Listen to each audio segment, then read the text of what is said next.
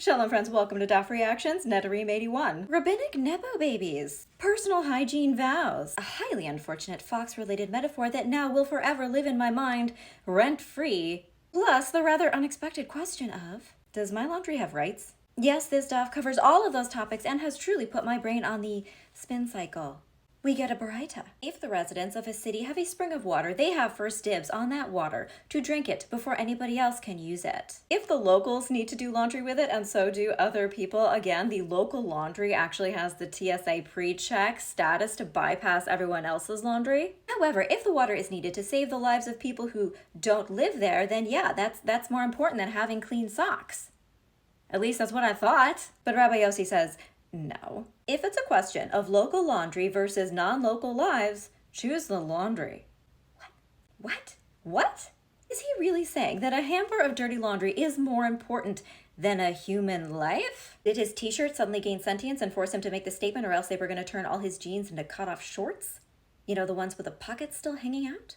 The Gemara is like, Miriam, come on. You think we didn't have the exact same question like 1800 years ago? You're not that special. In fact, Isi Bar Yehuda was so disturbed by that comment that he didn't show up at the Academy of Rabbi Yossi for 3 days. The Talmud goes on to say that this was actually about mental health, which was not the direction I thought it was going at all. According to Shmuel, dirty clothes actually lead to basically a serious mental breakdown. Whereas if you just have dirt on your body and you haven't washed, well, man, you just get boils and sores, but whatever. That's no biggie, that's just what Aquaphor is for. But mental health, on the other hand, must be protected at all costs because they couldn't really do anything about that one. Therapy did not exist yet. This was never really about preserving the laundry over human life. That was a red herring. I hope they didn't put that red herring in the wash with a bunch of white socks. Mental health is so important, and I'm really glad that the Daf highlighted that, even though it did it in a really weird way. The sages in Eretz Yisrael were so concerned about the perils of dirt that they sent a care package to Babylonia full of delicious, delicious Tide Pods with a note that said, watch out, this is a high grime area. Careful, with this you shall be fine. Be'ezrat Hashert. Now let's do a dramatic pivot as we discover that the Talmud was centuries early to the whole Nepo baby discourse. The sages are talking about the importance of educating children living in poverty, because from them will come Torah. And then they go off on the entitled offspring of Torah scholars.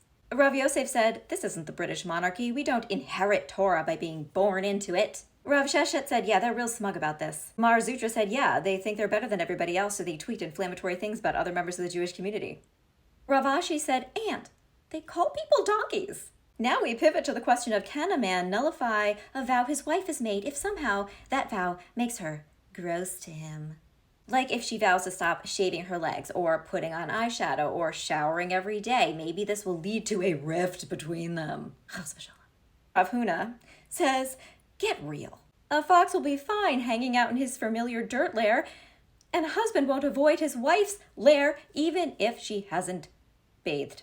He'll still get it in. Is there an award for the worst metaphor? Because I nominate Rav Huna. The sages continued the discussion over when a man should nullify his wife's vow. One view is that technically she can't really vow not to shower or intentionally make herself unattractive to him or refuse to make his bed or wash his hands or feet or allow him into her lair, because these are her obligations in their marriage. If spouses don't fulfill their obligations to each other, including his to hers, it is grounds for divorce. Grounds made out of dirt that a fox may have been living in.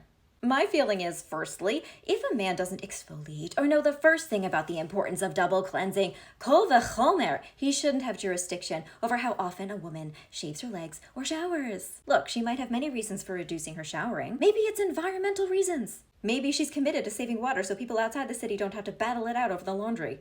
Maybe she stopped wearing eyeshadow because she's going for the clean girl aesthetic. I don't know. However, as the type of person myself who cannot go a day without showering or else I feel like screaming, it seems like perhaps it is possible a wife who makes an anti-bathing vow potentially could be trying to send an olfactory signal to her husband. Maybe she's trying to create a pungent barrier between them so that he will understand that she's just not that into him.